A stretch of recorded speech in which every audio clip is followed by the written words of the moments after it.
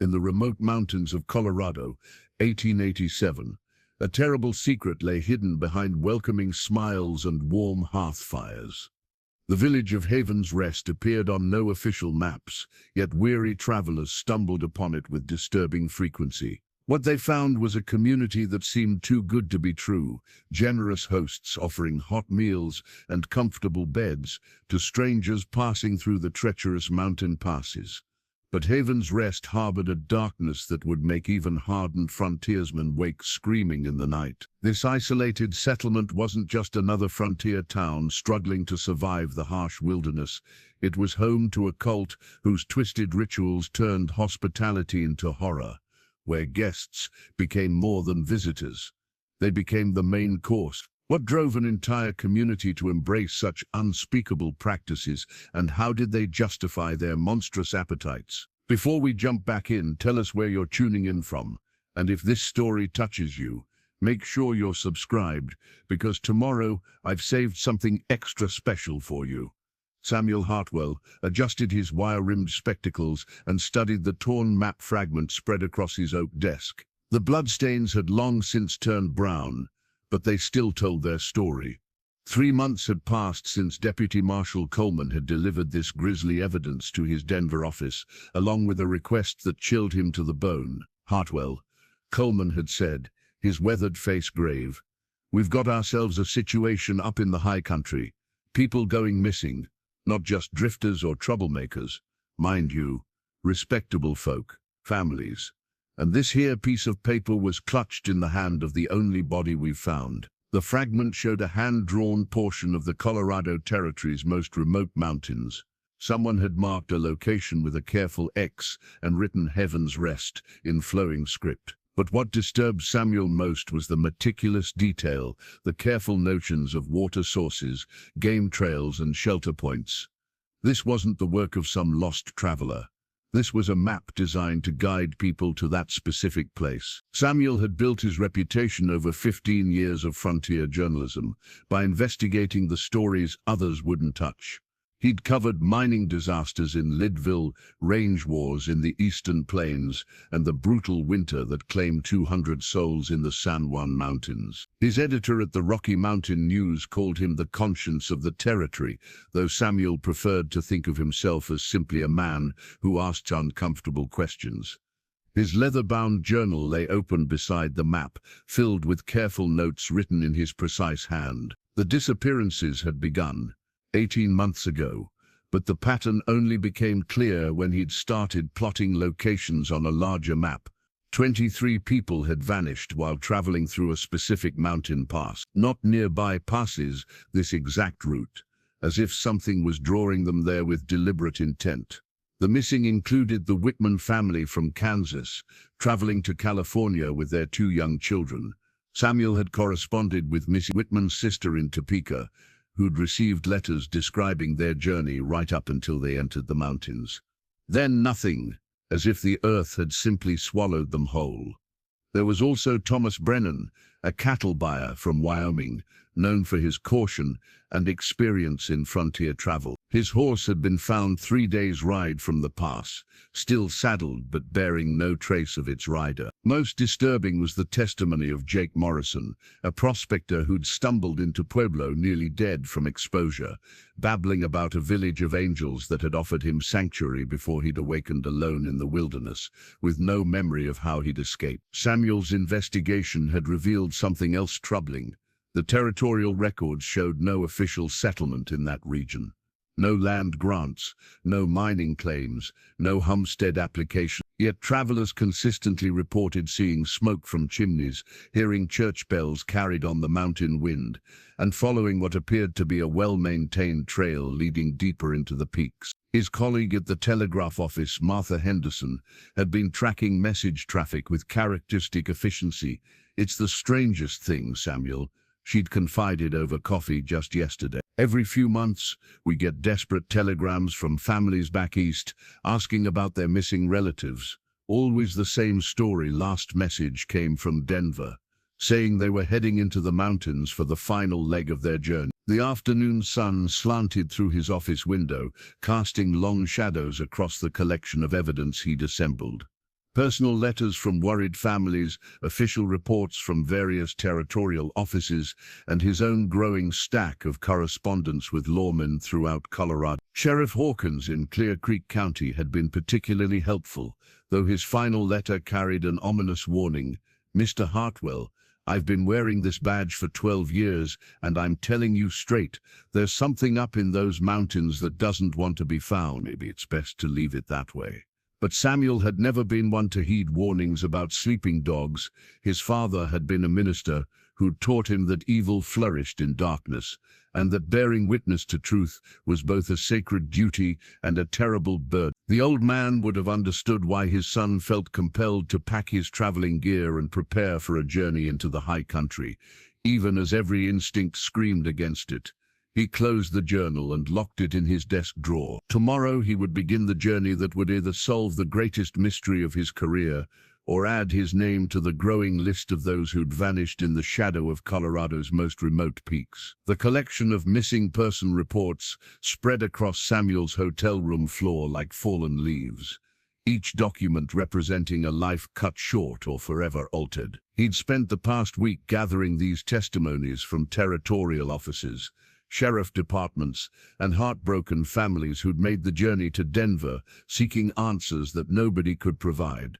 Mrs. Eleanor Carruthers had traveled from Louise after her husband failed to return from a business trip to the mining camps. Her trembling hands had clutched a daguerreotype of a distinguished gentleman with kind eyes as she described their last correspondence. "Henry wrote that he'd found a wonderful place to rest for the night," she'd whispered. "Said the people there treated travelers like family. That was 6 months ago." The pattern that emerged from these documents painted a picture more disturbing than random wilderness tragedies. Each missing party had reported finding unexpected hospitality in the high mountains. Each had mentioned being welcomed by a community that seemed almost too generous, too eager to help weary travelers. And each had vanished completely after that final optimistic message. Samuel had interviewed Jake Morrison 3 times, each conversation revealing new fragments of memory that the prospector seemed reluctant to examine too closely. Morrison's weathered hands would shake as he described walking through a village that felt blessed by the Almighty himself. Children playing in clean streets, women hanging fresh laundry, men working with purpose and contentment. But when pressed for specific details, Morrison's eyes would grow distant and troubled. "There was something about the way they looked at me," Morrison had finally admitted during their last meeting. "Like I was a gift they'd been expecting. Made my skin crawl, truth be told, though I couldn't rightly say why at the time." The most chilling testimony came from a letter forwarded by the sheriff in Gunnison County. A traveling preacher named Reverend Blackwood had written to his congregation in Kansas, describing his arrival at what he called a true Christian community hidden in God's own mountain. The letter spoke of evening prayers around a communal table, of sharing meals that filled both body and spirit, of finding brothers and sisters in faith, where he'd expected only wilderness. "These people understand the sacred nature of communion in ways that would humble us all," Blackwood had written. "They have shown me truths about sacrifice and sustenance that go beyond mere words in Scripture. I fear I may never find the strength to leave this holy place." That letter had been dated 14 months ago. Reverend Blackwood's congregation was still waiting for his return.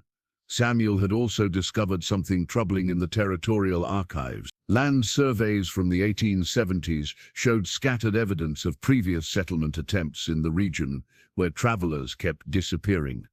3 separate groups had filed claims in those mountains over the past decade. All had eventually been declared abandoned when no further communication came from the settlers. The territorial office had simply assumed the harsh conditions had driven them back to civilization.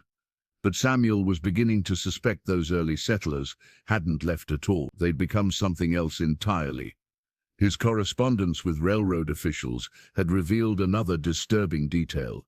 Ticket agents in Denver reported selling passage to families who spoke of meeting wonderful Christian folk during previous stops. These travelers would purchase additional supplies, often far more food than their group could consume, explaining that their new friends had invited them to stay longer than originally planned. The railroad records showed these families had never claimed their return tickets. Harrison Webb, the territorial medical examiner, had agreed to meet with Samuel after hours in his cramped office above the courthouse.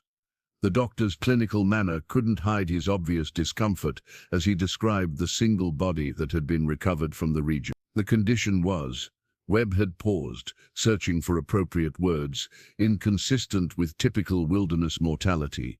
There were signs of another pause, systematic preparation, as if the deceased had been carefully tended before death rather than succumbing to exposure or predation. When Samuel pressed for details, the doctor had refused to elaborate, stating only that his official report listed cause of death as unknown circumstances and that he'd recommended no further investigation in that particular area.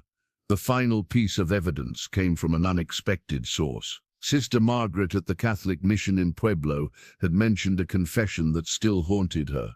A Mexican trader, dying of consumption, had spoken of witnessing something in the mountains that violated every law of God and man. He'd begged for absolution while describing people who'd welcomed him with Christian charity, before revealing appetites that belonged in hell itself. As Samuel gathered the documents and prepared to retire for the evening, he couldn't shake the feeling that he was assembling evidence, not just of disappearances, but of something far more sinister. A systematic pattern of predation that used the very virtues of frontier hospitality as a snare. The mountain trail had grown treacherous as Samuel's horse picked its way through loose shale and stunted pine. 3 days of hard riding through increasingly desolate terrain had brought him to this narrow pass where the air grew thin and the silence pressed against his ears like cotton. His supplies were running lower than he'd planned, and the October cold bit through his wool coat with persistent teeth. Then he saw it, a weathered wooden sign standing beside what appeared to be a well-maintained trail branching off from the main pass. The carved letters read, "Heaven's Rest, all travelers welcome," in flowing script that spoke of care and permanence. Below the welcoming words, symbols had been etched into the weathered wood. To most eyes, they might appear to be simple decorative flourishes, interwoven circles and spirals that suggested harmony and completion. But something about their arrangement made Samuel's educated eye linger with growing unease. The trail beyond the sign was indeed well maintained, cleared of fallen branches and marked with small stone cairns that guided the way deeper into a valley. Samuel's maps insisted should be impassable. The contradiction between his careful research and the evidence before him sent the first real chill of apprehension down his spine. No settlement should exist in this place. Yet here was proof that someone not only lived here, but actively encouraged visitors to find them. As his horse followed the winding path downward, the landscape began to change in ways that defied the harsh mountain environment he'd been traversing. The trees grew fuller and greener, as if sheltered from the worst of the altitude and weather. A stream ran clear and strong beside the trail, its cheerful babbling at odds with the oppressive silence that had marked his previous days of travel. Then the valley opened before him, and Samuel felt his breath catch in his throat. Heaven's Rest spread across the valley floor like something from a pastoral painting. Neat wooden houses lined carefully planned streets, their windows glowing with warm lamplight in the gathering dusk. Smoke rose from chimneys in straight, purposeful columns. A church steeple pointed toward heaven from the center of the community, its bell catching the last rays of sunlight. Gardens showed the careful tending of people who expected to remain in this place for generations to come. It was impossibly beautiful and impossibly wrong. A group of children noticed his approach first, their voices carrying across the valley with excitement as they ran to announce the arrival of a visitor. Their clothes were clean and well-mended, their faces bright with the kind of robust health that spoke of regular meals and loving care. They called him Mr. and Sir, with the practiced politeness of children raised to respect strangers. The adults emerged from their evening activities with smiles that seemed genuine and welcoming. A tall man with graying beard and kind eyes stepped forward as the apparent spokesman for the community. He wore simple clothes of good quality and carried himself with the quiet authority of someone accustomed to being trusted and obeyed. "Welcome to Haven's Rest, friend," the man said, his voice carrying the measured cadence of education and refinement. "I'm Elder Matthias Turner, and these good people have chosen me to speak for our community. You've had a long journey, I expect. Please allow us to offer you hospitality." Samuel introduced himself as a journalist from Denver, though he carefully omitted the specific nature of his investigation. Elder Turner's smile never wavered, but Samuel caught something flicker behind the man's eyes, a brief calculation that was quickly concealed behind renewed warmth. "A man of letters," Turner said with apparent delight. "How wonderful! It's been too long since we've had someone who could share news of the outside world. Sister Clara, would you please prepare our guest quarters? And Brother Ezekiel, see to this gentleman's horse. We'll hear no argument about payment or hurry to leave. The mountain passes are dangerous at night, and tomorrow's weather looks uncertain." As Samuel was guided toward a comfortable-looking house near the center of the village, he noticed details that his journalistic instincts filed away for later consideration.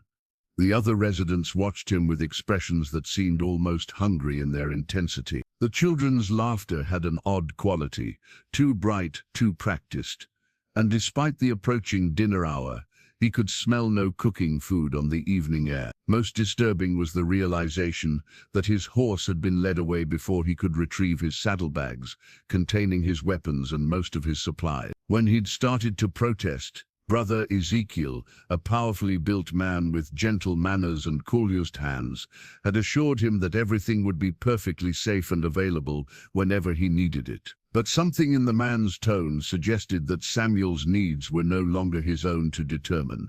Samuel woke to the sound of church bells echoing through the valley, their bronze voices calling the community to morning worship. Sunlight streamed through clean windows of his guest quarters, illuminating a room that spoke of careful attention to comfort. The bed linens were finer than anything he'd encountered in frontier towns, and fresh water waited in a ceramic basin that belonged in a city hotel rather than a remote mountain settlement.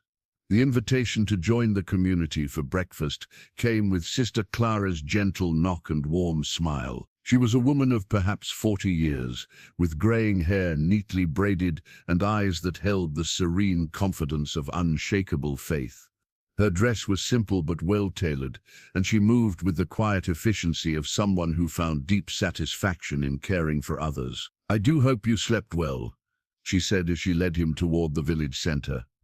"Mountain air can be challenging for those unaccustomed to our elevation, but most guests find our valley quite restorative." The community feast table stood in the open square before the church, a magnificent piece of craftsmanship that could easily seat 50 people.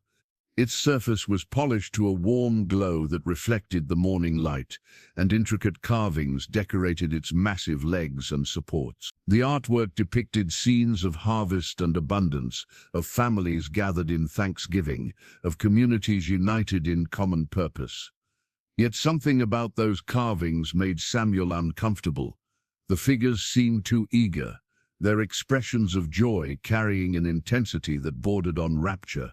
And in the corners of several panels he noticed smaller figures that appeared to be offerings, though offerings of what he couldn't quite determine from the stylized representations. The breakfast itself was remarkable in its quality and abundance. Fresh bread that tasted of careful craftsmanship, eggs from well-tended hens, milk that spoke of healthy cattle. The coffee was better than anything Samuel had tasted outside of Denver's finest establishments. For a community that should be struggling with the basic challenges of mountain survival, Heaven's Rest displayed a prosperity that defied explanation. The conversation flowed as smoothly as the meal, with residents asking thoughtful questions about life in Denver and the changing territories. They spoke with the educated vocabulary of people who valued learning, yet their knowledge of the outside world seemed curiously selective. They knew about railroad expansion and territorial politics, but seemed genuinely surprised when Samuel mentioned recent conflicts with various Native American tribes.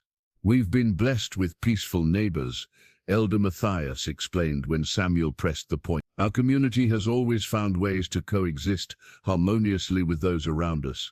Perhaps it's our commitment to treating all visitors with equal respect and generosity."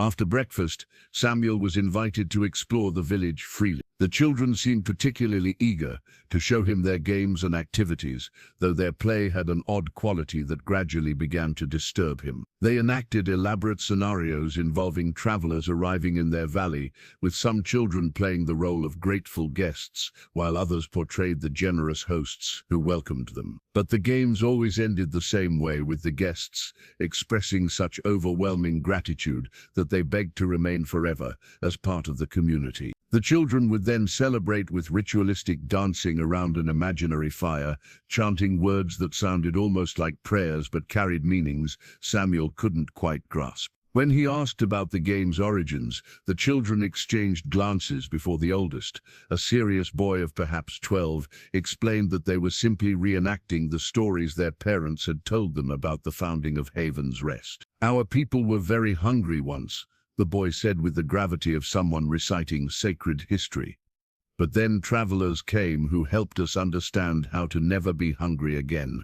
Now we make sure no visitor ever leaves us wanting." Samuel's attempts to interview other residents about the missing travelers met with polite but evasive responses. They acknowledged that people had indeed passed through their valley, but claimed most had chosen to continue their journeys after being properly provisioned for the challenging mountain passes ahead. "Not everyone is called to our way of life," Brother Ezekiel explained, as he showed Samuel around the community workshop. "But those who find their purpose here are always welcome to stay." The workshop itself was another source of unease.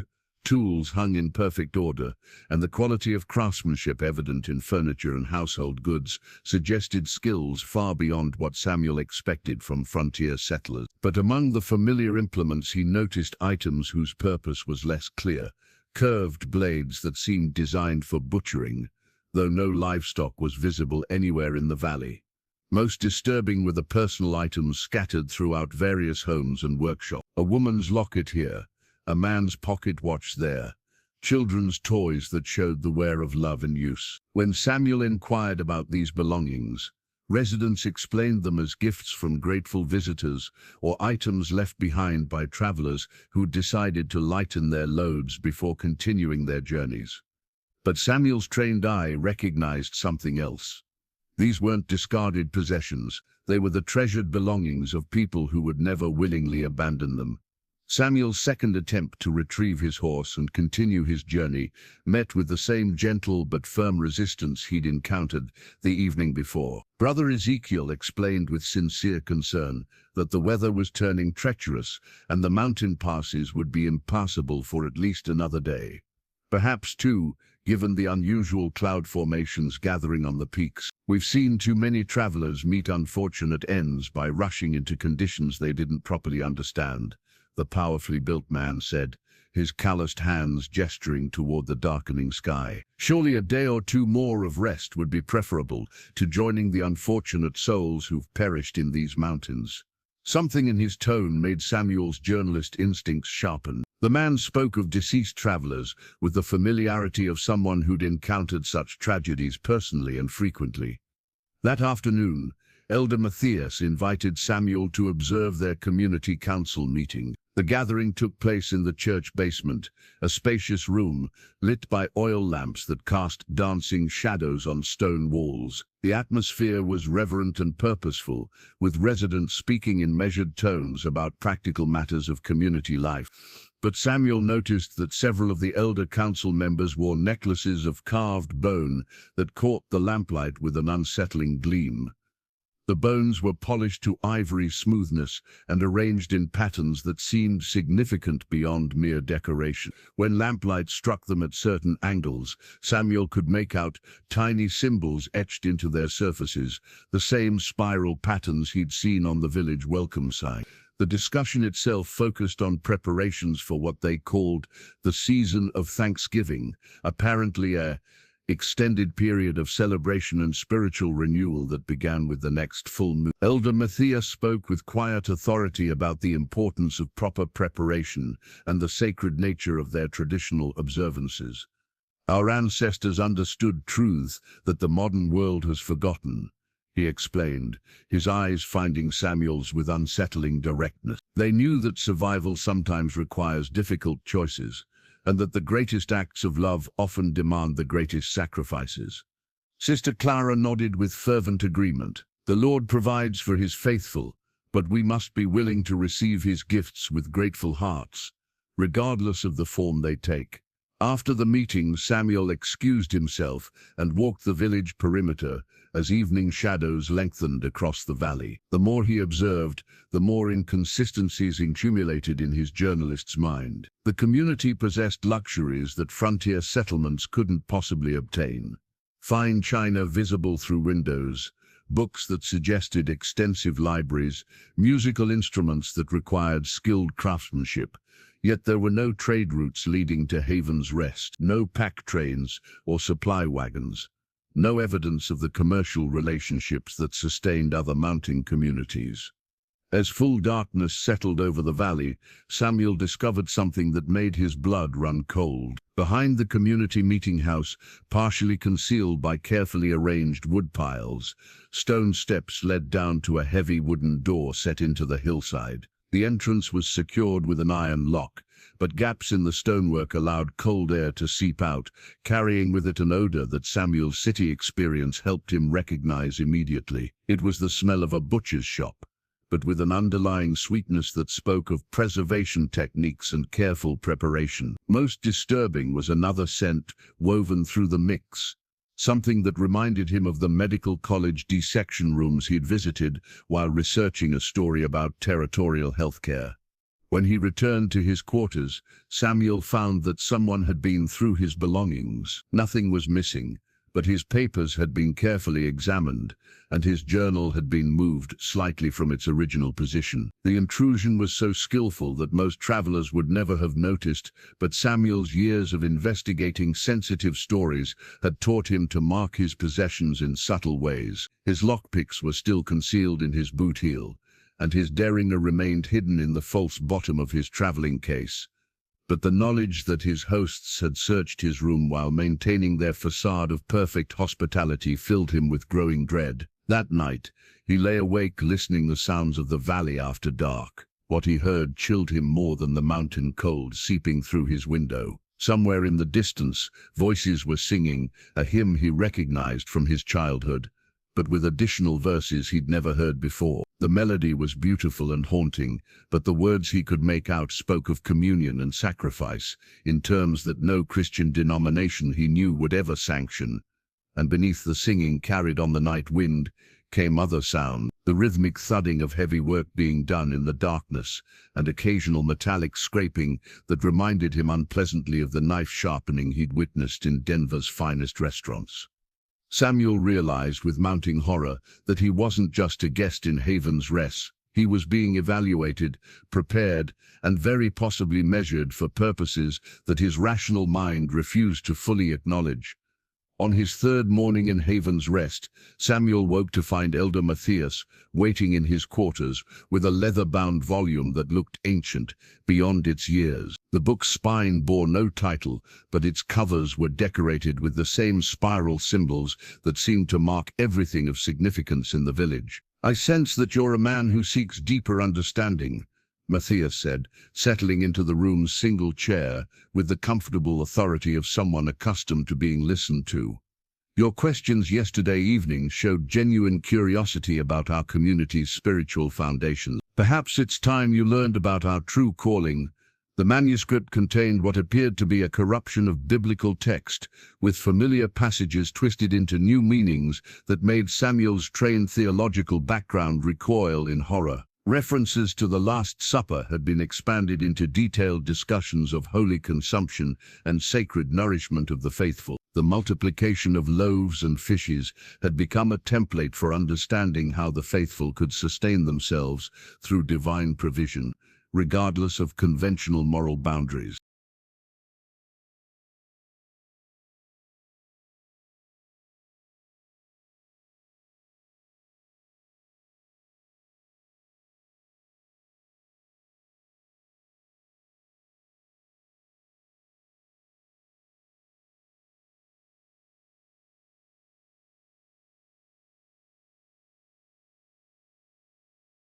Our community was founded during the terrible winter of 1878.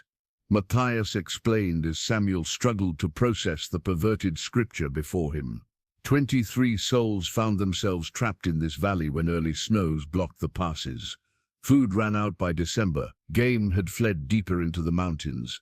Death seemed certain.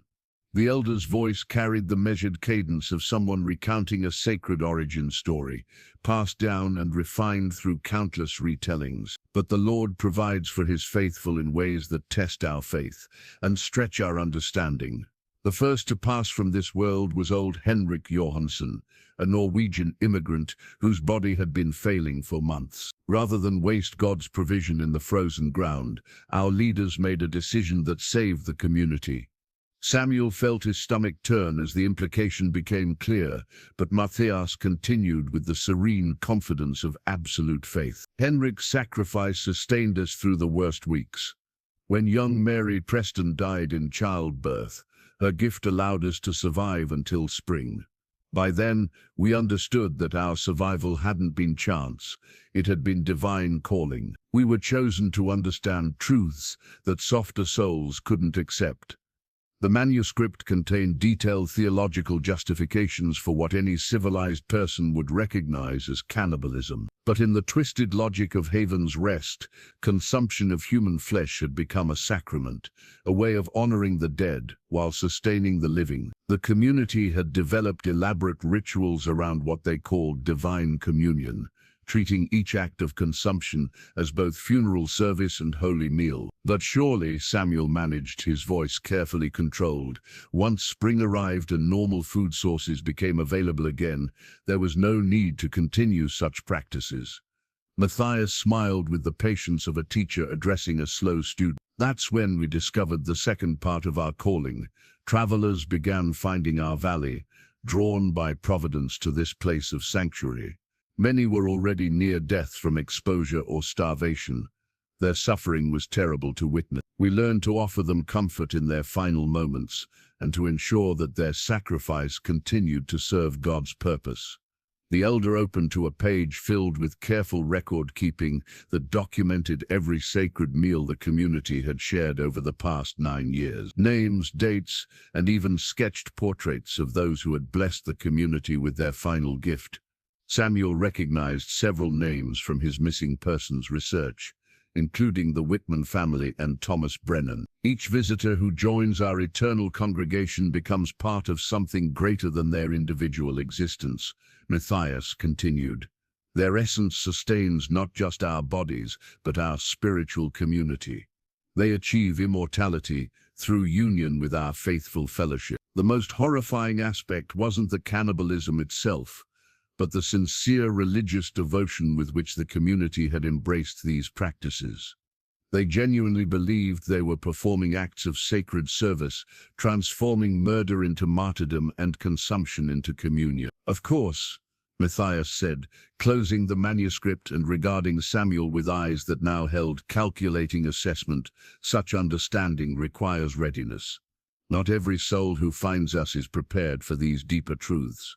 Some must be gradually introduced to our ways. Samuel realized with crystalline clarity that his theological questions and apparent intellectual curiosity had marked him as someone who might be converted rather than simply consumed. The distinction might buy him time, but it also meant that Haven's Rest's ultimate plans for him involved something far more complex and terrifying than a quick death. He was being groomed, not just as a victim, but as a potential participant in horrors that violated every principle of civilized society. That evening, Brother Ezekiel escorted Samuel to what he called the preparation chamber, located beneath the community meeting house where Samuel had detected those disturbing odors. The heavy wooden door opened to reveal a stone-walled room that combined the functions of butcher shop, chapel and charnel-house in ways that defied sanity. The chamber's centerpiece was a massive wooden table, its surface worn smooth by years of use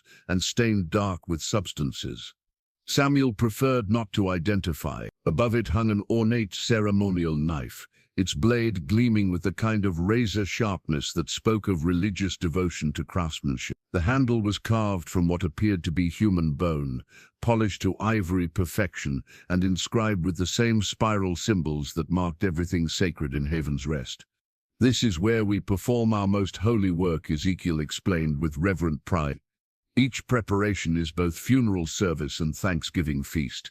We honor those who bless us with their sacrifice by ensuring nothing is wasted, nothing is treated with less than absolute respect. The walls were lined with shelves containing glass jars filled with preserved organs, salted flesh, and other anatomical preparations that spoke of medical knowledge far beyond what frontier communities should possess. Labels written in careful script identified contents by date and donor, treating human remains with the same systematic care that any professional establishment might use for valuable inventory. In one corner stood a smaller table where Samuel glimpsed other guests, 3 travelers who'd apparently arrived before him.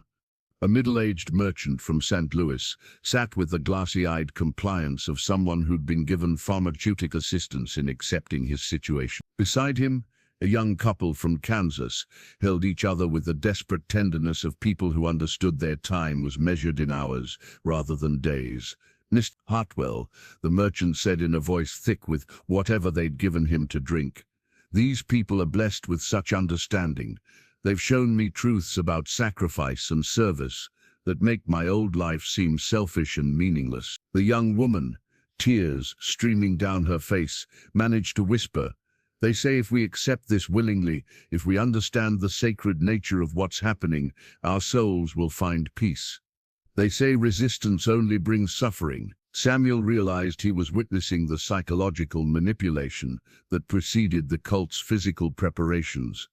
The victims were drugged into compliance while being fed theological justifications that transformed their murder into voluntary martyrdom. The process was as methodical as it was monstrous. Brother Ezekiel began explaining the selection process with the clinical detachment of a professional discussing trade techniques. Travelers were observed for several days to assess their spiritual readiness and physical condition. Those who showed signs of genuine faith were offered the chance to understand deeper truths before their final service. Others were simply sedated during communal meals and processed while unconscious. The meat from willing participants tastes different, Ezekiel confided with disturbing sincerity. Their acceptance of God's will flavors the flesh with spiritual sweetness. Fear and resistance create toxins that require careful preparation to remove. The cult had developed elaborate rituals around every aspect of their cannibalistic practices. Prayers were offered before each killing, thanking God for his provision and asking blessing on both the sacrifice and those who would be nourished by it. The actual butchering was performed with ceremonial care, each cut accompanied by specific invocations that transformed dismemberment into sacrament. Most horrifying was their system for ensuring nothing was wasted. Organs were preserved for special feast days, bones were carved into religious artifacts, even hair was woven into ceremonial garments. The community had created an entire economy based on human remains, treating their victims' bodies as divine resources to be stewarded with religious devotion. Your education makes you particularly valuable, Ezekiel continued, studying Samuel with professional interest. Educated flesh carries the essence of learning and wisdom. When we consume your mind along with your body, your knowledge becomes part of our community's spiritual wealth. Samuel's journalist training had exposed him to humanity's capacity for cruelty, but heaven's rest represented something beyond simple evil. These people had created a theological framework that transformed the most fundamental taboos of civilization into sacred obligations. They genuinely believed they were serving God through acts that any rational society would condemn as ultimate blasphemy. As Ezekiel began discussing the timeline for Samuel's own preparation, the journalist realized that his window for escape was rapidly closing. The cult's patience with his spiritual education was approaching its limit, and soon he would join the other guests in that terrible chamber beneath the earth. The question was no longer whether he could gather enough evidence to expose heaven's rest. The question was whether he could survive long enough to carry that evidence back to civilization. Samuel's journal entries from his fourth night in heaven's rest revealed a transformation that would have alarmed anyone who knew him in Denver. The precise, analytical handwriting of his earlier notes had given way to flowing script that spoke of spiritual awakening and divine revelation. Where once he documented evidence of criminal activity, now he wrote of understanding truths that transcended conventional morality. "The Lord has opened my eyes to see beyond the narrow constraints of worldly law," he wrote by candlelight in his guest quarters. "What I initially perceived as horror was merely my own spiritual blindness preventing me from recognizing divine provision." These people understand communion in ways that would humble the finest theologians. The change had begun during the previous evening's community gathering, where Samuel had been invited to participate in what Elder Matthias called a fellowship meal. The stew served at that dinner had possessed a richness and flavor unlike anything he'd ever tasted, with meat so tender it practically dissolved on the tongue. Sister Clara had watched his reaction with maternal satisfaction, explaining that the recipe had been passed down through generations of faithful servants. "Our ancestors learned to prepare God's gifts with proper reverence," she'd said as Samuel found himself asking for a second helping despite his growing suspicions about the meat's origin. "Each ingredient is blessed and sanctified before joining the sacred meal. Those who partake with grateful hearts find their understanding expanded." What Samuel didn't realize was that the herbs used to season the stew included carefully measured doses of compounds that affected both perception and judgment. The cult had learned through years of practice how to use natural sedatives and mild hallucinogens to ease their victims' psychological resistance while maintaining the appearance of voluntary conversion. By morning, Samuel found himself seeing Haven's Rest through different eyes. The community's isolation no longer seemed suspicious but providential. God had placed them in this hidden valley to preserve ancient truths that the modern world had forgotten. Their unusual practices weren't criminal acts, but sacred obligations that required courage and faith to fulfill. When Elder Matthias invited him to witness the preparation of Brother Thomas, the merchant from St. Louis, Samuel felt honored rather than horrified. The ritual took place in the preparation chamber, but now the stone walls seemed to glow with holy purpose rather than menace. The ceremonial knife appeared as a sacred instrument of divine service rather than a weapon of murder. Brother Thomas had achieved a state of spiritual acceptance that Samuel found deeply moving. The man spoke with serene confidence about his role in sustaining the community through his final sacrifice, expressing gratitude for the privilege of serving God in such a direct and meaningful way. His transformation from terrified captive to willing participant demonstrated the power of true faith to transcend earthly concerns.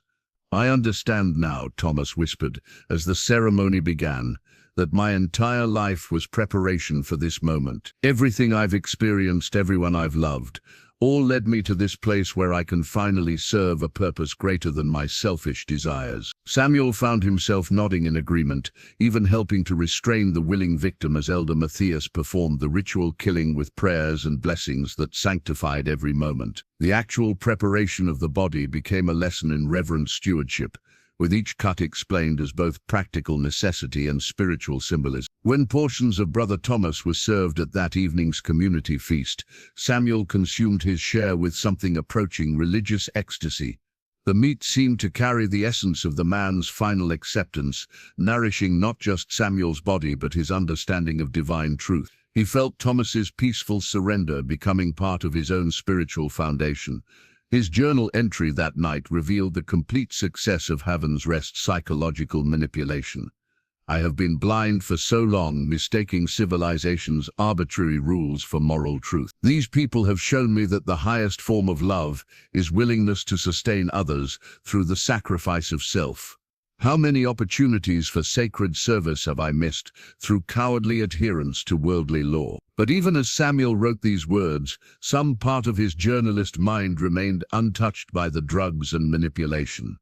Hidden beneath layers of induced compliance, his professional instincts continued to document details that his conscious mind no longer questioned. His hand wrote additional notes in margins and between lines, observations that his altered consciousness didn't even realize he was making. The question was whether this hidden awareness would be enough to save him.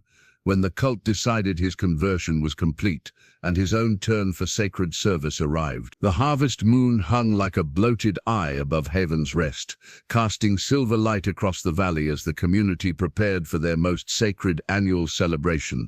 Sister Clara had spent days decorating the communal feast table with autumn flowers and carefully arranged bones that caught the moonlight like polished ivory. The lunar calendar hanging in the meeting house showed this date circled in what appeared to be dried blood, marking it as the culmination of their ritual year.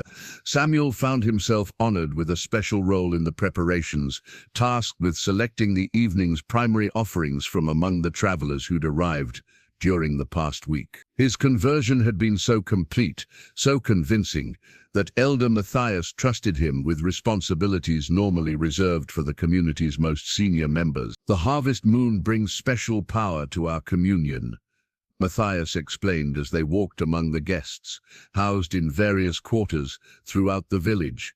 "Those who join our eternal congregation on this holy night carry lunar blessing that sanctifies our community for the entire coming year." 3 new families had stumbled into Haven's Rest during the previous days, drawn by the same careful placement of trail markers and welcome signs that had guided Samuel to this cursed place. The Hendersons from Missouri traveled with their teenage son and young daughter, seeking passage to California, where they hoped to claim farmland. The widow Morrison carried letters of introduction to relatives in Oregon, along with her life savings sewn into her traveling clothes. Most promising were the Kellys, a prosperous merchant family whose wagon bore goods worth more than most frontier communities saw in a year. Samuel walked among them with the serene authority of someone who'd found deeper purpose, offering comfort and theological guidance as they adjusted to their temporary sanctuary. His journalist skills served him well in gaining their confidence, drawing out their personal histories and spiritual beliefs with questions that seemed born of genuine interest rather than calculating assessment. "Kelly," he said to the merchant patriarch as they shared coffee beside the communal fire, "I sense that you're a man who's struggled with questions of purpose. Heaven's Rest has taught me that our earthly pursuits often blind us to opportunities for more meaningful service." The merchant nodded thoughtfully, clearly impressed by Samuel's educated manner and apparent spiritual insight. "I confess I've been wondering if our pursuit of material success has cost us something more valuable. This community seems to possess a peace that all my wealth has never provided." Samuel's corrupted journal documented these conversations with disturbing enthusiasm, describing each family's psychological vulnerabilities and spiritual readiness for conversion. He wrote of young Timothy Henderson's crisis of faith, following his father's business failures, of widow Morrison's desperate loneliness since her husband's death, of the Kelly children's rebellion against their parents' materialistic values. But hidden in the margins, written in a hand so small it appeared to be unconscious doodling, other observations appeared. Numbers that might represent the location of hidden weapons, sketches that could be interpreted as maps showing potential escape routes, words that seemed random but might spell out messages if properly decoded. The preparation rituals began at sunset, with the entire community gathering in ceremonial robes that transformed familiar neighbors into figures from humanity's darkest nightmares. The harvest moon celebration required special procedures, with victims prepared while conscious to ensure their fear and anguish properly seasoned the sacred meal. Samuel's role involved leading the selected families in prayers of thanksgiving, helping them understand the honor of their chosen sacrifice, while ensuring they remained calm enough to avoid tainting the meat with excessive terror. His theological training served the cult's purposes perfectly, as he crafted biblical justifications that made murder seem like martyrdom. "Consider the ultimate sacrifice of our Lord," he told the assembled victims as they knelt in the preparation chamber surrounded by their captors. "He gave his body and blood so that we might have eternal life. Tonight you're blessed with the opportunity to follow his example, sustaining this holy community through your own sacred gift. Mrs. Kelly wept as she held her children, but her tears were of spiritual rapture rather than despair. Samuel's words had convinced her that their deaths would guarantee their family's eternal salvation while serving God's mysterious purpose on earth. Yet even as Samuel spoke these blasphemous words with apparent conviction, his hidden awareness continued documenting everything with journalistic precision. Somewhere beneath the cult's psychological manipulation, the real Samuel Hartwell was gathering evidence and planning a response that his conscious mind couldn't acknowledge without destroying the illusion that kept him alive. Elder Matthias presented Samuel with the carved wooden staff that had belonged to Haven's Rest's founding elder, its surface polished smooth by decades of ceremonial use and topped with human finger bones that clicked softly in the mountain wind. The artifact represented ultimate authority within the cult's hierarchy, passed only to those who termed their absolute devotion to the community's sacred mission.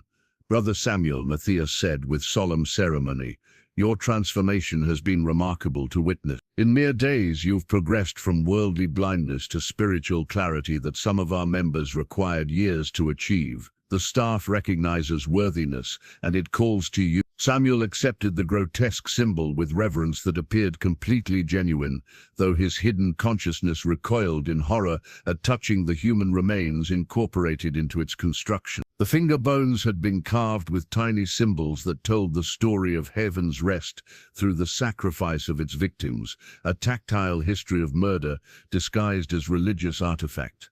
The final test came as the harvest moon reached its zenith above the valley. A new group of travelers had arrived that afternoon, a family of 5, including 3 children under the age of 10. The sight of those innocent faces should have shattered any decent person's composure, but Samuel's drug-induced conversion allowed him to see them as divine provision rather than helpless victims. "The Lord has blessed us with perfect offerings," he announced to the gathered cult members, his voice carrying the authority granted by his new position. "These little ones will carry special sanctification to our communion, as Christ himself said, that the kingdom of heaven belongs to such as these." The family, the Abernathys from Tennessee, had been traveling to join relatives in Colorado Territory when their guide abandoned them after taking their money.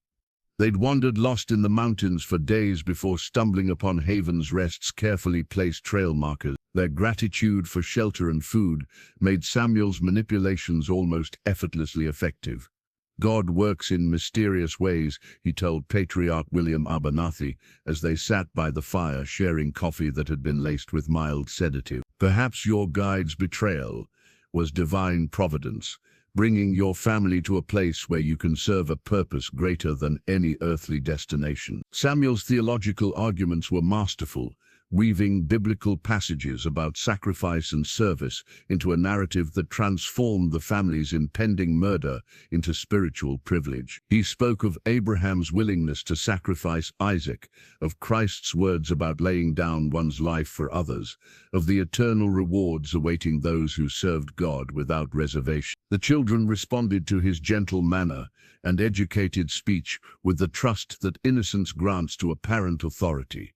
Young Mary Abernathy, barely 7 years old, asked Samuel to teach her the prayers the community used to thank God for their many blessings. Her sweet voice, repeating words that celebrated her own approaching death, represented the ultimate perversion of everything Samuel had once believed about human decency. But as he prepared the family for their role in the harvest moon ceremony, Samuel's hidden consciousness was working with desperate urgency. His unconscious mind had been mapping every detail of the valley's geography, noting the location of weapons and supplies, calculating timing and distances for potential escape routes. The real Samuel Hartwell, buried beneath layers of pharmaceutical manipulation and psychological conditioning, understood that this night would determine whether he remained a victim of Heaven's Rest's evil or found the strength to become its destroyer. The staff in his hands carried not just the authority to lead the cult's ceremonies, but access to areas and information that could bring about their downfall.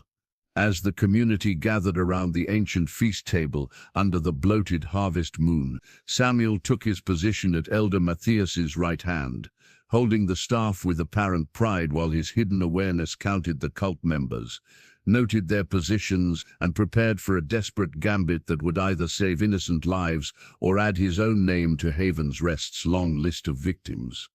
The moment of ultimate decision was approaching. Soon Samuel would have to choose between the comfortable delusion of his induced conversion and the terrible clarity of truth that would demand action regardless of personal cost. The harvest moon watched impassively as a community of cannibals prepared to feast on innocence, while one man's fractured consciousness fought to reclaim his soul from darkness that masqueraded as divine light. The signal fire Samuel lit on the valley's eastern ridge sent orange flames clawing at the harvest moon's pale face, a beacon that would be visible for miles through the crystal mountain air. He told Elder Matthias that the fire was part of an ancient ritual he'd discovered in his theological studies, a way of calling down lunar blessing on their sacred feast. In reality, it was a desperate message to the outside world, placed according to coordinates he'd secretly noted in his journal's margins.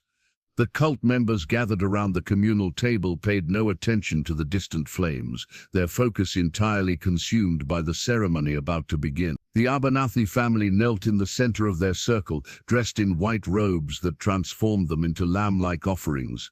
Young Mary's voice rose in innocent prayer, thanking God for bringing them to this holy place where they could serve his mysterious purpose. Samuel stood at Elder Matthias's side, the carved staff trembling in his hands as his hidden consciousness finally broke through the pharmaceutical fog that had clouded his judgment for days. The sight of those children prepared for slaughter shattered the last barriers of his induced conversion, flooding his mind with crystalline awareness of the horror he'd been participating in. "Brothers and sisters," Elder Matthias began, raising the ceremonial knife that gleamed like captured moonlight, "we gather under God's own light to receive his most blessed provision. These innocent souls have been delivered to us as sacred offerings, their sacrifice sanctifying our community for another year of divine favor."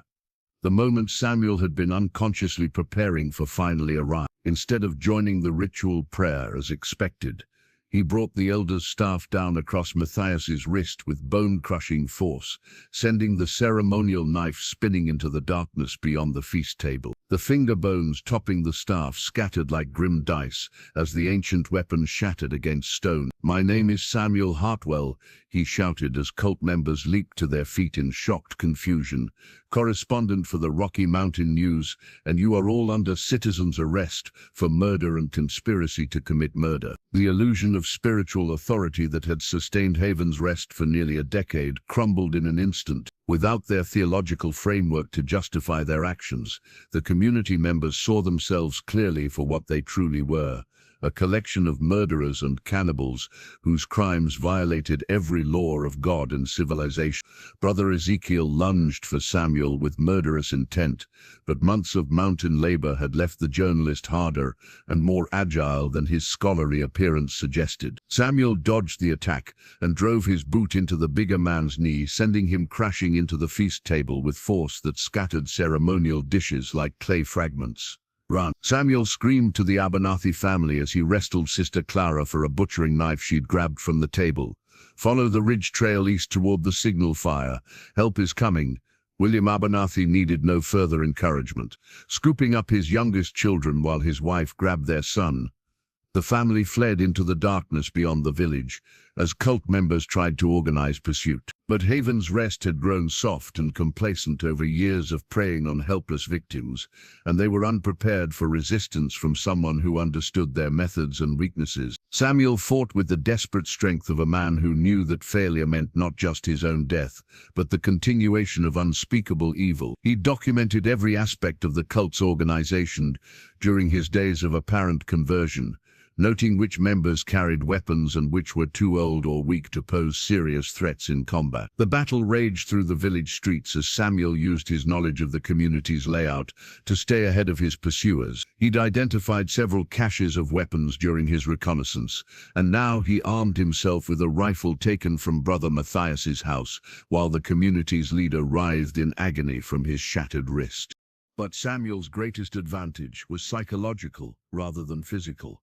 The cult members had defined themselves through their twisted theology for so long that losing their spiritual justification left them confused and demoralized. Without their belief that they were serving God's will, they became nothing more than common criminals facing exposure and justice. As flames from burning buildings began to rival his signal fire on the ridge, Samuel realized that his desperate gambit had succeeded beyond his wildest hopes. Heaven's Rest was consuming itself in panic and chaos. Its evil finally turned inward rather than directed at innocent victims.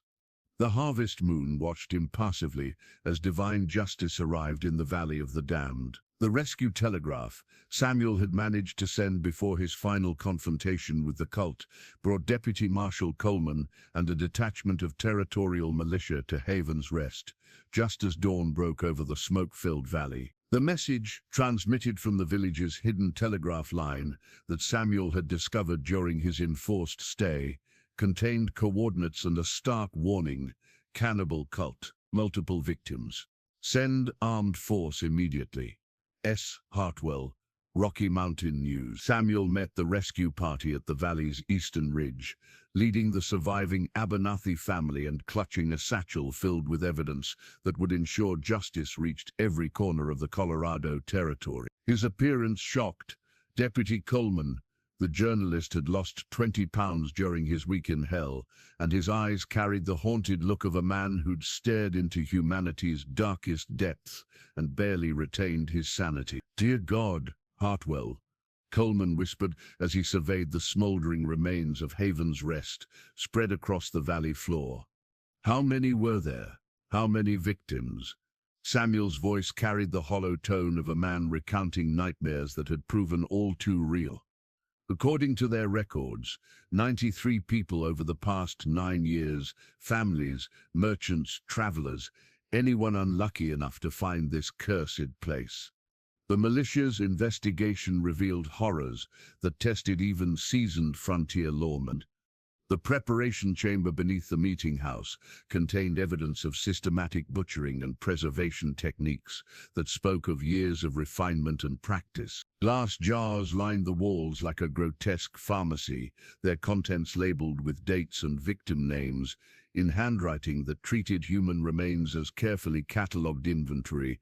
Most disturbing was the cult's meticulous record-keeping. Elder Matthias had maintained detailed journals documenting every aspect of their cannibalistic practices, from victim selection criteria to theological justifications for their crimes. The manuscripts Samuel had been shown during his indoctrination were only part of a larger library that chronicled Haven's Rest's transformation from desperate winter survivors to organized predators. They kept trophies. Militia Captain Morrison reported, his face pale with disgust as he emerged from searching the community's houses. Personal belongings from every victim, arranged like shrine offerings in their homes. Some of these items matched descriptions from missing person reports dating back years.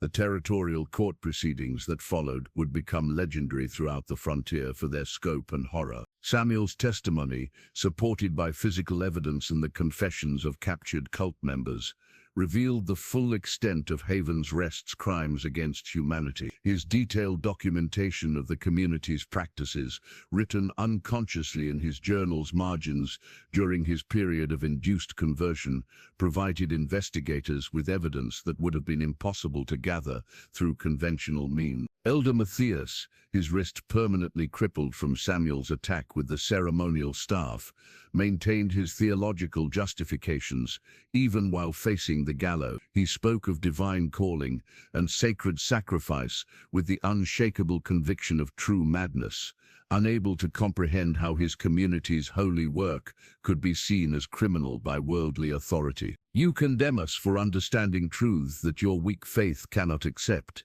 he declared during his final statement to the court. "We served God according to his revealed will, sustaining his faithful through the sacrifice of the unworthy. History will vindicate our sacred mission." Sister Clara and Brother Ezekiel showed more awareness of their crime's true nature, begging for mercy while describing the psychological pressures that had gradually corrupted their moral judgment. They spoke of slow indoctrination that made each transgression seem like a small step toward greater understanding, until they found themselves participants in atrocities that their former selves would have found inconceivable. Of the 23 cult members captured alive, 17 were executed for murder and conspiracy. The remaining 6 received territorial prison sentences that would ensure they never again walked free among civilized people. The youngest members, children born into the community who'd known no other life, were placed with territorial families far from Colorado's mountains. Samuel's published account of Haven's Rest appeared in newspapers throughout the American West, serving as both cautionary tale and testament to the thin line separating civilization from barbarity. His detailed reporting helped families find closure about missing relatives while ensuring that similar communities could never again operate in secrecy. Samuel's investigation revealed how isolated communities could prey on travelers' trust and desperation, leading to new territorial policies requiring regular communication with authorized settlements and stricter monitoring of remote areas where similar horrors might flourish. The court evidence box sat in the territorial courthouse basement for 3 years after the Haven's Rest trials concluded, its contents too disturbing for public display, yet too significant for destruction. Judge Harrison, who'd presided over the proceedings, ordered the collection sealed and stored in the territorial archives with instructions that it remain closed for 50 years. Inside that wooden box lay the physical proof of humanity's capacity for evil, disguised as righteousness. Personal effects recovered from the cult's houses told stories of lives cut short, a child's wooden toy carved with loving hands, a wedding ring worn smooth by decades of faithful marriage, letters from family members who would never receive replies. Each item represented not just a victim, but a web of relationships destroyed by Haven's Rest's predatory practices. The ceremonial knife that had nearly claimed the Abernathy family rested beneath layers of official documentation, its bone handle still stained with evidence of countless crimes. Territorial investigators had counted 97 notches carved into the blade's tang, one for each ritual killing the cult had performed over 9 years of systematic murder. Samuel's original journal occupied a place of honor in the collection, its pages now recognized as one of the most important pieces of criminal evidence in territorial history. The unconscious notations he'd made during his period of induced conversion provided investigators with insights into psychological manipulation techniques that would inform law enforcement training for generations to come. But perhaps the most chilling contents were the cult's own theological writings, manuscripts that demonstrated how rational people could twist religious faith into justification for unspeakable acts. These documents became required reading for territorial judges and law enforcement officials, serving as warning examples of how isolated communities could develop their own moral frameworks that violated every principle of civilized society. The territorial legislature responded to Samuel's investigation by passing comprehensive laws governing remote settlements and requiring regular communication with authorized territorial officers. The Haven's Rest Act mandated that any community claiming more than 10 residents must register with territorial authorities and submit to periodic inspection by traveling officials. More significantly, the legislation established protocols for investigating reports of missing travelers and created a territorial communication network that would make it impossible for isolated communities to operate in complete secrecy. Telegraph lines were extended to previously unconnected regions, and territorial marshals were given authority to investigate any settlement that failed to respond to official communication. Samuel's published exposé became required reading in law enforcement training programs throughout the American West. His detailed documentation of the cult's methods helped other investigators recognize warning signs of similar predatory communities, leading to the discovery and dissolution of 3 other isolated groups that had begun developing cannibalistic practices. The story's impact on public consciousness extended far beyond law enforcement circles. Churches throughout the territory used Haven's Rest as an example of how religious faith could be corrupted by isolation and desperation, leading to increased emphasis on maintaining connections with broader Christian communities and rejecting theological innovations that contradicted established doctrine. Frontier families became more cautious about accepting hospitality from unfamiliar communities, and territorial authorities published guidelines for safe travel that included recommendations for verifying the legitimacy of remote settlements before accepting shelter or provision. The era of blind trust that had made Haven's Rest's predations possible was ending, replaced by healthy skepticism that would save countless lives. Samuel's investigation also revealed the inadequacy of territorial record-keeping systems that had allowed 93 people to disappear without triggering official concern. New procedures required local authorities to file reports on any missing persons within their jurisdictions, and territorial officials began maintaining centralized databases that could identify patterns of disappearances across wide geographical areas. The financial impact of Haven's Rest's crimes extended beyond the immediate victims to their families and business associates. The territorial government established a compensation fund for relatives of identified victims, though no amount of money could restore the lives and relationships that the cult's evil had destroyed. Perhaps most importantly, the Haven's Rest case demonstrated that even the most isolated and secretive criminal organizations could be exposed through careful investigation and documentation. Samuel's work proved that evil flourishes only when good people remain ignorant of its existence, and that bearing witness to uncomfortable truths is often the first step toward justice. Samuel's expo show appeared on the front page of the Denver Post 6 months after the Haven's Rest trials concluded, running across 4 full pages under the headline "The Cannibal Cult of Colorado, a Journalist's Descent into Hell." The article's publication marked the first time the complete story had been told in a single narrative, combining Samuel's personal experience with court testimony and territorial investigation findings. The response was immediate and national in scope. Newspapers from San Francisco to New York reprinted portions of the story, often with editorial commentary expressing shock that such horrors could exist in civilized America. The New York Tribune called it the most disturbing account of frontier lawlessness ever documented, while the Chicago Times declared that Samuel's investigation demonstrated the urgent need for expanded federal oversight of territorial settlements. Religious publications struggled with the theological implications of Haven's Rest's perverted Christianity. The Methodist Review published a lengthy analysis of how isolated communities could develop heretical beliefs, while the Catholic Standard used the case to argue for stronger ecclesiastical oversight of frontier religious activities. Protestant denominations issued statements condemning the cult's practices, while emphasizing that true Christian faith could never justify such abominations. Samuel found himself reluctantly famous throughout the American West, invited to speak at law enforcement conferences and religious gatherings about his experiences. But the notoriety came at a personal cost that few observers understood. The psychological trauma of his enforced participation in the cult's activities left him with nightmares and episodes of depression that would plague him for years.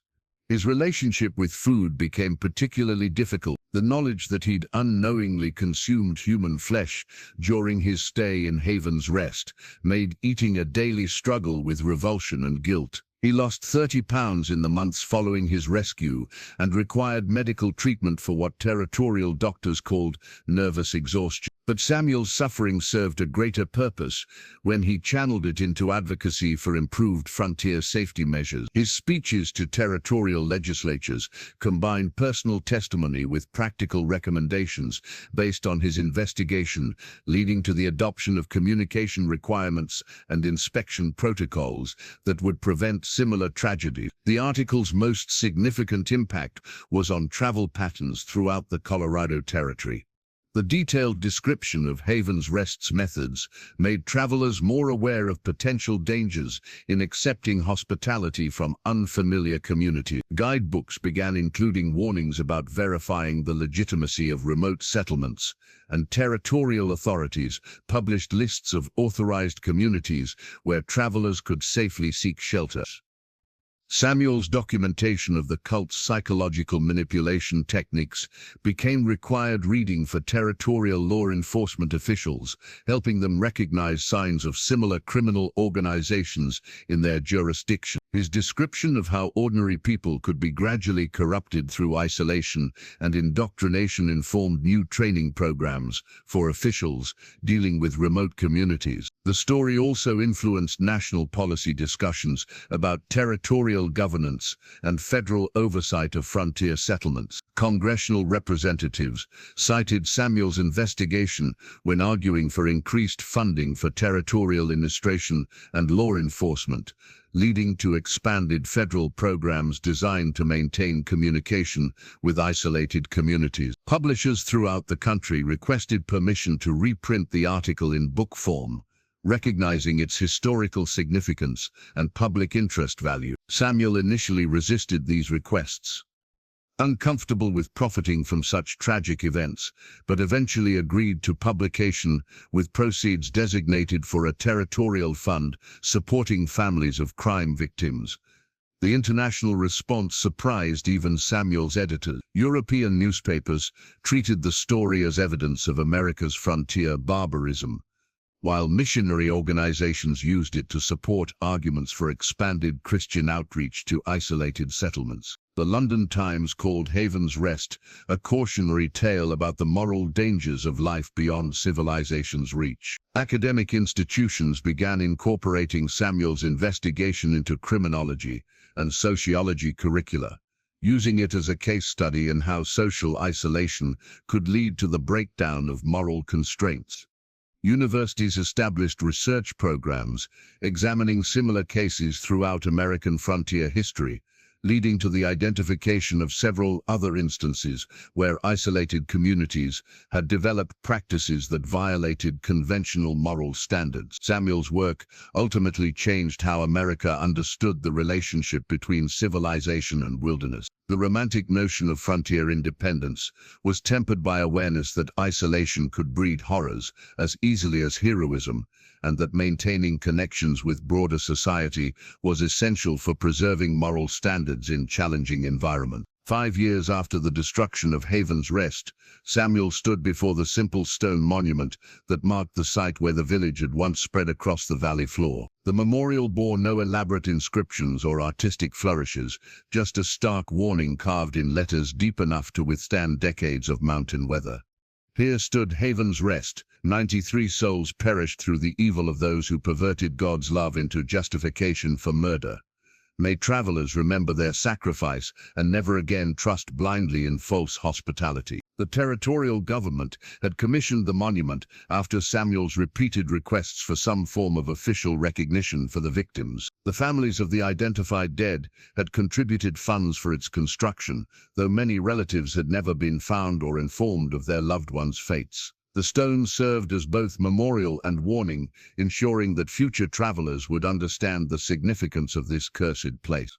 Samuel's hair had gone completely gray during the years since his escape from the cult, though he was barely 40 years old. The psychological toll of his experiences had aged him beyond his chronological years, leaving him with the appearance of a man who'd witnessed more of humanity's darkness than any soul should be required to bear. But his commitment to documenting frontier crimes had never wavered, and his reputation as an investigative journalist had grown to legendary status throughout the American West. His work work had evolved beyond simple newspaper reporting to encompass broader questions about civilization and moral order in frontier society. The Rocky Mountain News had granted him unprecedented freedom to pursue investigations that other journalists would have found too dangerous or disturbing, recognizing that his unique experience with Haven's Rest had given him insights into criminal psychology that few lawmen possessed. During the past 5 years, Samuel's investigations had exposed 3 other isolated communities that had developed practices ranging from systematic theft to religious fraud. None had reached the level of horror represented by Haven's Rest, but his early warnings had prevented their evolution into more serious criminal enterprises. Territorial authorities now consulted with him regularly when reports surfaced of suspicious activity in remote settlements. The personal cost of his work remained considerable. Samuel had never married, finding it impossible to form intimate relationships with anyone who hadn't shared his experience of absolute evils. His closest friendships were with other survivors of traumatic events, territorial marshals who'd fought desperado gangs, military officers who'd survived Indian wars, physicians who'd treated victims of frontier violence. His apartment in Denver contained a library that had become an unofficial archive of frontier criminal activity, with files documenting hundreds of cases ranging from simple robbery to mass murder. Law enforcement officials throughout the territory sent him reports and requested his analysis of unusual crimes, recognizing that his understanding of criminal psychology often exceeded that of trained investigators. But Samuel's most important work involved prevention rather than investigation. His speeches at territorial law enforcement conferences had become annual events, and his recommendations had been incorporated into official policies governing frontier settlement and travel safety. The communication requirements and inspection protocols he'd advocated had prevented numerous potential tragedies by identifying problematic communities before they could fully develop predatory practices. The monument before him represented more than just a memorial to Haven's Rest's victims.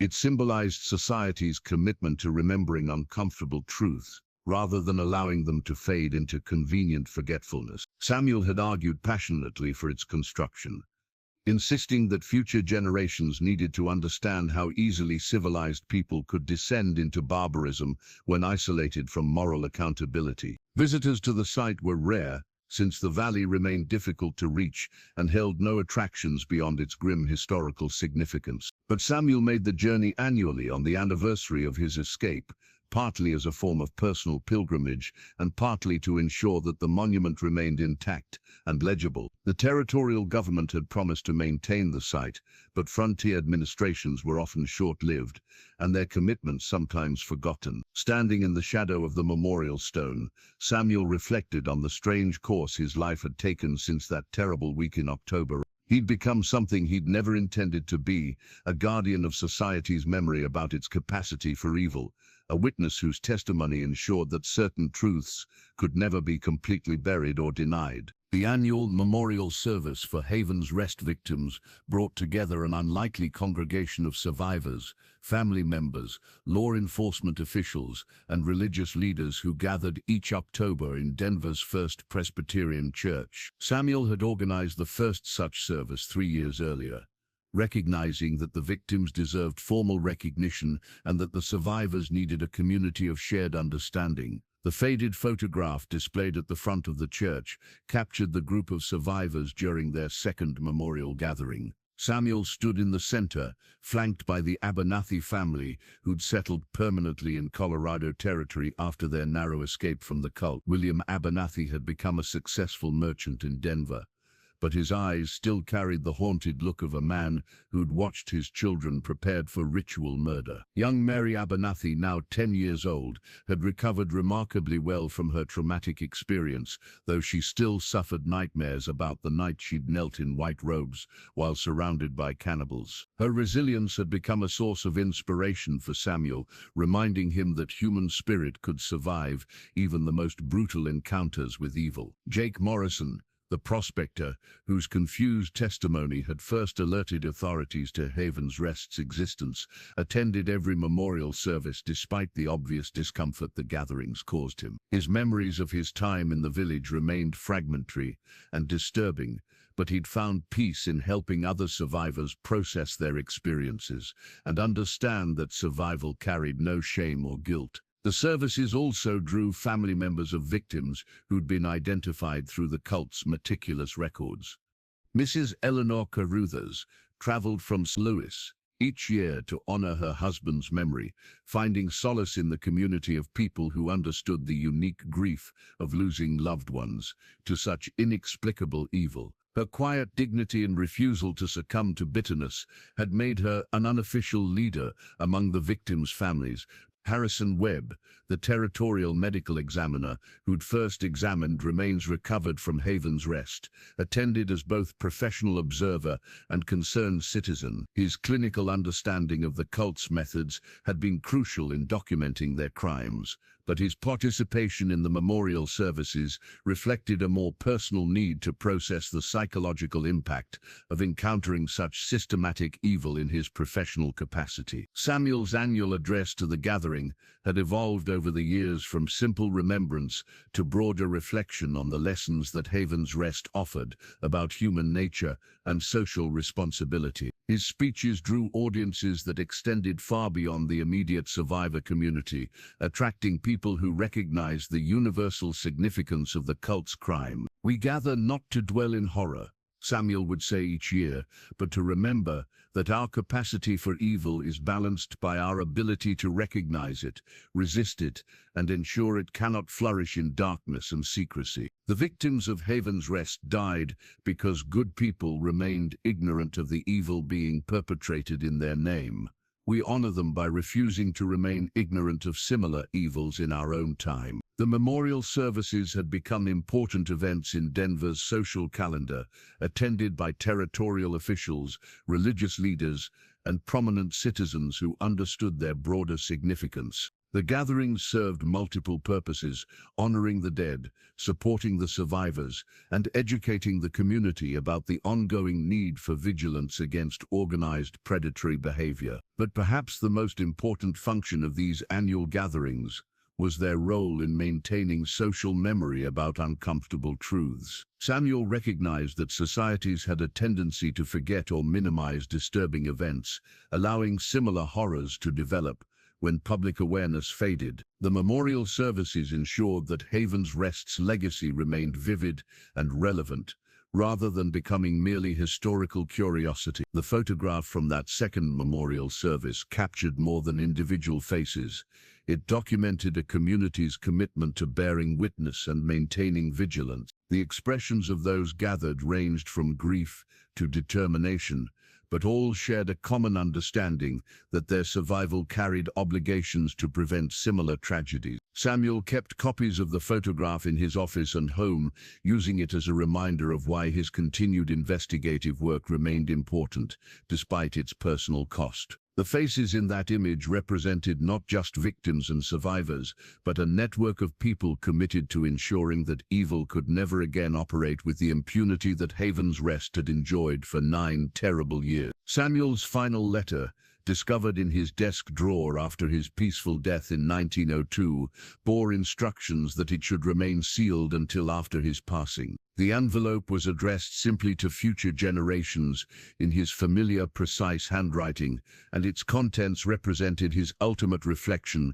on the human condition as revealed through his encounter with absolute evil. To those who will read these words long after the name Haven's Rest has faded from living memory, the letter began, "I write as one who descended into hell and returned to bear witness. The events I documented in that cursed valley 15 years ago were not aberrations or anomalies.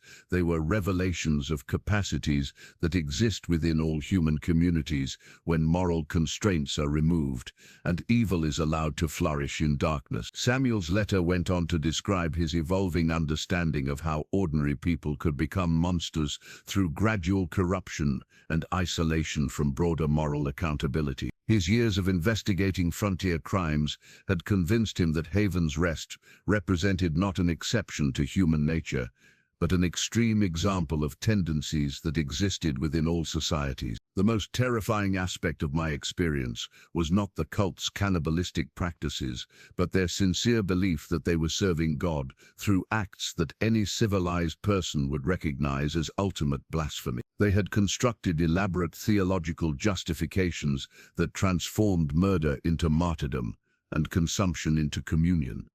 Their evil was not born of malice or madness, but of moral reasoning that had been corrupted by isolation and desperation. So the letter contained warnings that Samuel had refined through years of observation and reflection.